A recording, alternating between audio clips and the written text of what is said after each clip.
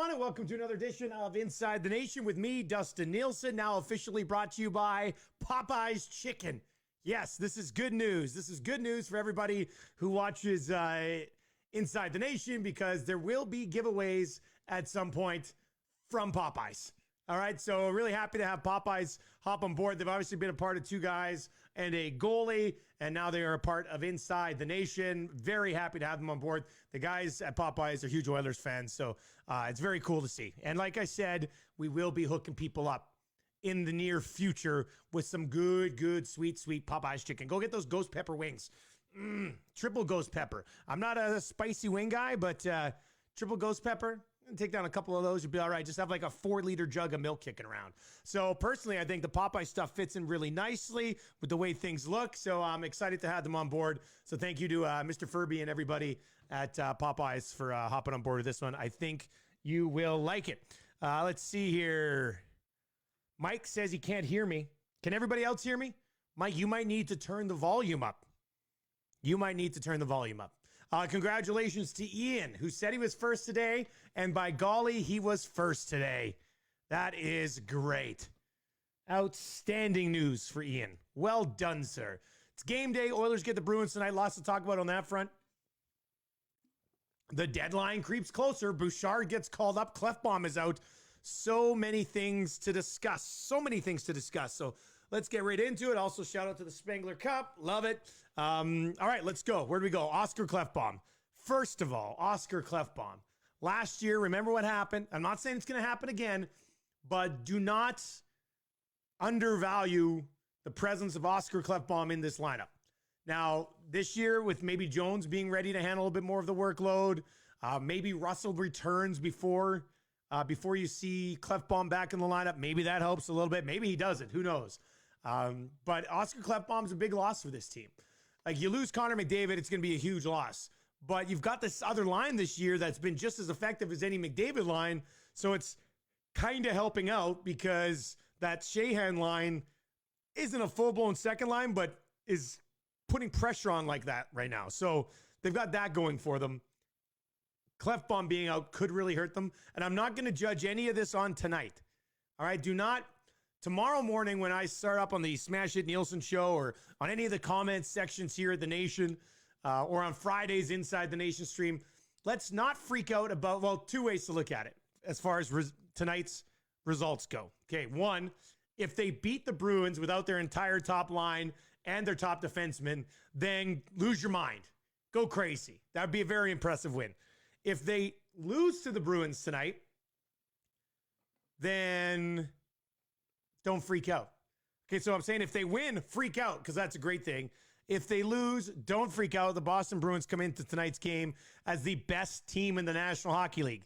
They are 16 points better than the Edmonton Oilers right now. So they are a heavy favorite in this hockey game. They would be a favorite even if the McDavid line was playing and Klefbom was healthy. So anything, if the Oilers can even keep it competitive tonight, it's gravy. It's absolute gravy. So as long as you see a good effort tonight, you should probably be happy for the Oilers. And I'm not gonna judge them negatively, no matter what happens tonight. Even if they get walked, I'm gonna be like, it's the Boston Bruins. You're due for a game like this. You've won 3 or 4 without McDavid. Mind you, McDavid's back in town, so he'll be watching. Maybe they lower him from the rafters, and they're like, by God, McDavid's playing. That'd be incredible. So elevated opportunity here, elevated role, obviously, for Caleb Jones to slide into the top 4. I thought Dave Tippett made an interesting point yesterday. Pointed out the fact that Jones has looked better the more he has played with the Oilers, as far as heavier workload in game. So I think for that reason, and that kind of makes sense. I mean, in order to play 15, 16 minutes in a game and be super effective, you've got to have a pretty unique mindset about you. Most of these guys, all along the way, since they were probably 18 years old in junior, have logged heavy minutes in no matter what league they were playing in. So the workload shouldn't be too big a problem for Jones, I wouldn't think. Once again, if he gets torched by the Bruins tonight, there's no reason to freak out. I thought they were going to lose to the Bruins last time they played them in Boston, and they handed the Bruins just a second regulation loss of the year. So step in the right direction in that game. And there's no reason to think that, it would be a stunning, oh my God, blow your mind upset if they got the job done tonight. But the best team they've played so far with McDavid out of the lineup was Tampa. And they hung tight with Tampa. They did. They hung tight with Tampa. So interested to see the effort tonight. But yeah, Klefbom, that's a tough one. Taylor says, remember in Klefbom's draft, comparable was Douglas Murray? Really? Who said that? I loved Klefbom. I remember, I've said this multiple times, so I don't need to get into it, but Guy Flaming had me on his draft show and he's like, who do you think the Oilers should take at 21? Was it 21? I think it was 21. For some reason, I'm thinking it was 21. Correct me if I'm wrong, but I thought he was 21. And I said, I love Oscar Klefbom. I think they should try to get their hands on Oscar Klefbom. And sure enough, it ended up happening. So I've been pro Klefbom even before he was drafted by the Oilers. I thought whoever got their hands on him was going to get a pretty good defense. But Jordan says, who's going to work the point on the first unit power play now? Nurse, Bear, or Bouch? Well, Bouchard's not going to play tonight. It'll be interesting to see if Bouchard, if you hear any banging and crashing up there, it's because my boy's playing mini sticks upstairs. Kid can't get enough hockey. We just came from the rink, and now he's up there grinding away again, which is nice to see. If Bouchard does get into the lineup, they might not hesitate to throw him on PP1. Not going tonight. It'll likely be Darnell Nurse being left-handed, being a guy who's on the power play last year. Actually did pretty decent, I thought, last year when given the opportunity on the power play. At some point, I'd be kind of intrigued by Bear because the power play is completely different, right? You don't have Klefbom. You don't have McDavid. I know if you put Ethan Bear up there, it's a right shot. But maybe it's nice to mix it up a little bit. Power play has been cruising. I mean, it's the best in the league by far. But I don't think Ethan Bear kills it. I mean, that power play is still going to be driven through Draisaitl. Klefbom went 19th. Damn it. How did I know that? For some reason, I thought 21st. So disappointed in myself right now. That's it. That's it. I'm out. That's another edition of Inside the Nation. Thanks for watching. Dan, I love you. Just kidding. But still, it rattles me that for some reason, I thought he was 21. As Big Milk said, he was the first rounder from the Penner trade. Oh, the old Penner trade. Well, it worked out well. You got years and years of Oscar Klefbom, so that's not too bad. But Bouchard will be interesting. For the person who asked, do you see Bouchard getting in on this call-up? I would think. I mean, unless Chris Russell's hustling back here. He's skating on his own, but he's not skating with the team yet. So he's going to be he's going to be a while still, I would think.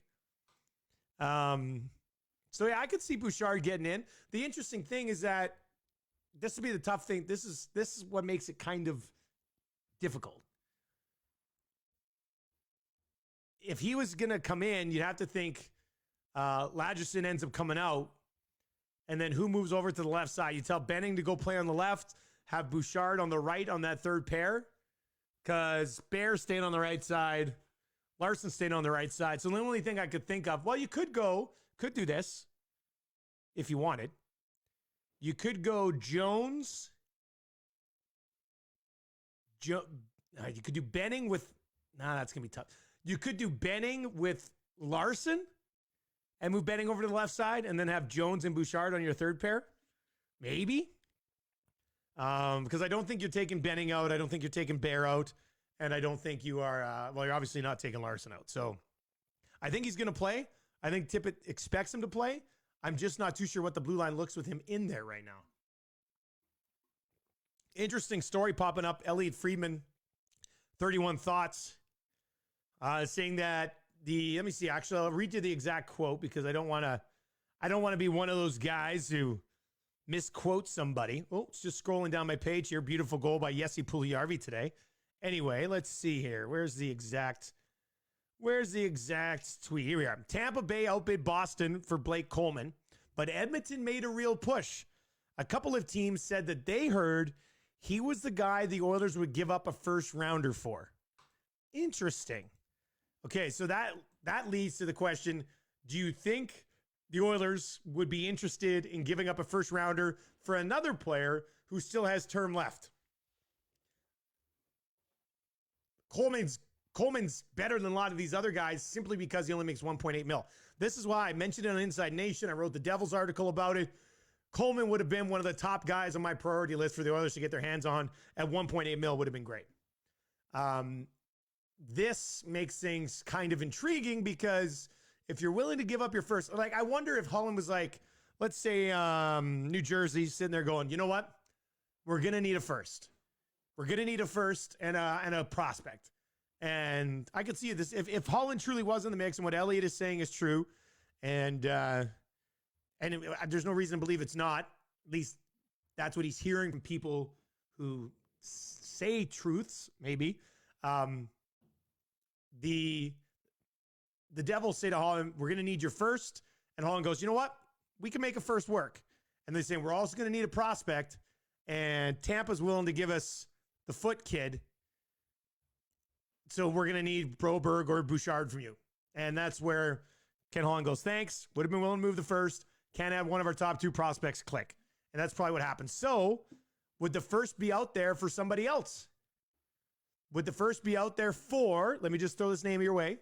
What type of deal could you put together with the Montreal Canadiens where it's the first rounder, Jesse Puljujarvi, and a contract, Sam Gagner or whatever, probably Sam Gagner when you look at the number, Sam Gagner, Jesse Puljujarvi, Ilya Kovalchuk for Tomas Tatar, who has a year left next year, and Kovalchuk. I don't even know if that's necessary. I don't think you would probably need both those guys. But I'm just kind of spitballing. Like, would you be willing to move a first rounder this year for a player who's under term, but only for next season? Right? Coleman's only next season. Zucker had 3 more years. So there's a little bit of a difference there.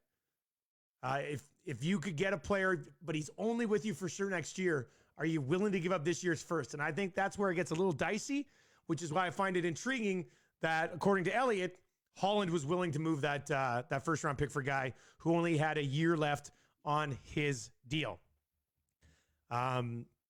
So let's see. Dennis says Tatar is money. Yes, he would fit in well. I think he would fit in well. Mind you, I mentioned Tatar and Kovalchuk. It might not work because Tatar comes in. You're probably going to want him playing the top 6. And then what are you doing with Kovalchuk? It wouldn't make any sense.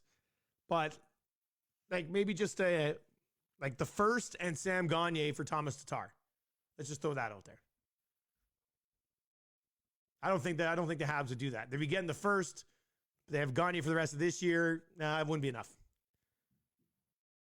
But I think what I'm trying to say here is that if you're moving that first round pick, I think the forward's coming back's got to be with you for the rest of this year and then at least 2 more years. And preferably he'd be an RFA at the end of that, and then you can keep him around for a little while, which I think would make sense. Nathan says, makes sense to deal with Montreal. It does make sense to deal with Montreal. Montreal would be a team, and the Rangers would be a team that I'd also be looking at. Senators, obviously, J.G. Pajot. But what about Nemesnikov as well? Can play center, can play wing, can penalty kill for you. He's a UFA at the end of the year. It's not a number that I don't think you could work around with some sort of deal going back the other way. Brandon says, Hoffman is on my list. A couple of things here with Hoffman. One, I think he makes $5 million. I don't know how you're going to fit that in. A contract would have to go back the other way, but are the Panthers in a position where they're taking contracts back the other way? I don't think they are. Florida Panthers are 2 points behind the Toronto Maple Leafs and have games in hand for a playoff spot. So I understand a lot of people are throwing like the Panthers out there right now. I don't think the Panthers are looking to sell. I think the Panthers might be looking for a deal to shake things up a little bit. Right? I could see the Panthers moving Trocheck for a top 4 defenseman or something along those lines, or Hoffman for a top 4 defenseman. Like, but the Donoff's a UFA, Hoffman's a UFA. These are guys that they could. I mean, maybe this is a year where they want to be sellers, but you can't sell when you're this close to a playoff spot. So I'm not buying in to any of the names right now out there from Florida. Mike says you could get Nemesnikov for a third and Russell, I bet. Would be interesting, wouldn't it? He's a UFA. Like, there's got to be one addition.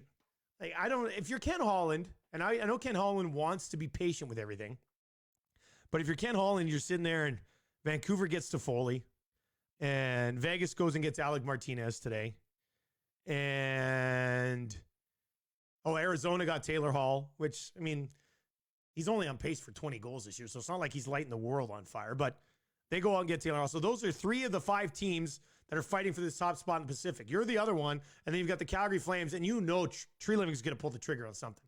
So if you're Ken Holland, even though it's your first year, and even though you're trying to be patient, and even though maybe some of us would be okay with it, do you think as a competitive man, he can sit there and watch all the other teams in the Pacific add something and not do anything? I just don't see it. I just don't see it. James says, Trocheck would be a home run for me. Now, Trocheck, like I said, I don't see Florida selling. Like, I don't see them going and moving Hoffman into Donoff for picks. Like, that's not going to happen. But what I could see working here for the Florida Panthers is Trocheck. Trocheck makes $4.75, can play center in the wing, and is under contract next year and the following year. Apparently, they've been looking for defensive help. Could you see Trocheck? Like, I was going to say, what would you have to add to Russell to get Trocheck out of Florida? That's an interesting one, because that one almost works financially.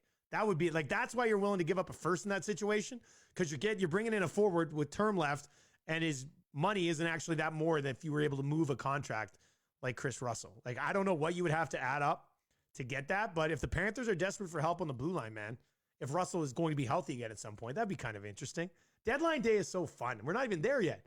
I'll probably roll, no, not probably, because we're going to do our 2 guys and a goalie post-deadline podcast next Tuesday instead of Monday, because Monday would have been happening right when it was going on. So next week, on Monday, I'm going to do another Inside the Nation just to break down what happened on deadline just a few hours earlier.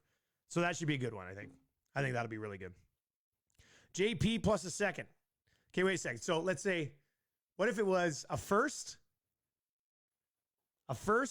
Jesse Puljujarvi, the Russell contract for Vincent Trocheck? Mic drop. Oh, I don't know. Fun things to think about. Fun things to think about. I had on the lineup over here, patience helps. Kyler Yamamoto is 4 months younger than Jesse Puljujarvi. That's how young these guys are still. Okay, so these young guys, Benson Yamamoto and Jesse Puljujarvi are all within a year of each other. One of them we've already written off, or he's written off of the Oilers. But the other 2 guys are just starting to become big parts of this team. So once again, patience, whether it be from Holland's perspective in trading Jesse Puljujarvi or the organization's perspective and what they should have done with him. And he scored a very nice goal today. I retweeted it if you want to find it. This is why other teams, this is why I still think he's a guy who has value. Yamamoto and Benson, these guys, they're in their natural progression. They're just getting here and it's fine. So that's why I think another team will look at it and go, man, this dude's 21. There's something there. So I would say the Oilers' first round pick is here. The Oilers' second round pick is here from a value perspective. And Puljujarvi's probably somewhere right here in the middle. He's probably worth less than their first, but more than a second. Slightly more than a second. I would think. It would take a first, a prospect, and Puljujarvi for Trocheck. Yeah, but you'd have to move a contract back the other way. And, I mean, it would have to at least be Sam Gagne's, but, you know, preferably Chris Russell's, because they're looking for help on the blue line. So, Boston Bruins in town tonight. Let's wrap up with that. Like I said, don't freak out if they lose to them. If they win, lose your mind. Go crazy. That'd be a very impressive win tonight. My prediction for the game, Darnell Nurse does get an assist on the power play. I don't know if it leads to a win or not, but I'm going to say Darnell Nurse steps in on the power play and produces. All right, so enjoy that game tonight, 6:30 start. Remember that. Of course, we'll have all your breakdown, all your recaps, all right here on OilersNation.com. All right, once again, thank you very much to Popeye's Chicken for hopping on board, the Louisiana Kitchen, Popeye's Chicken. And like I said, we're just getting in the early steps here of this partnership with Inside the Nation. We're going to be working in some fun games. We're going to be working in some giveaways for you. So it's really exciting down, the second half of the season here and into the playoffs. So it should be fun. All right, Dan, if you're watching this later, know I love you. Everybody else, I'm going to go have a nap. Hopefully some of you could do the same and enjoy the game tonight. All right, thanks a lot.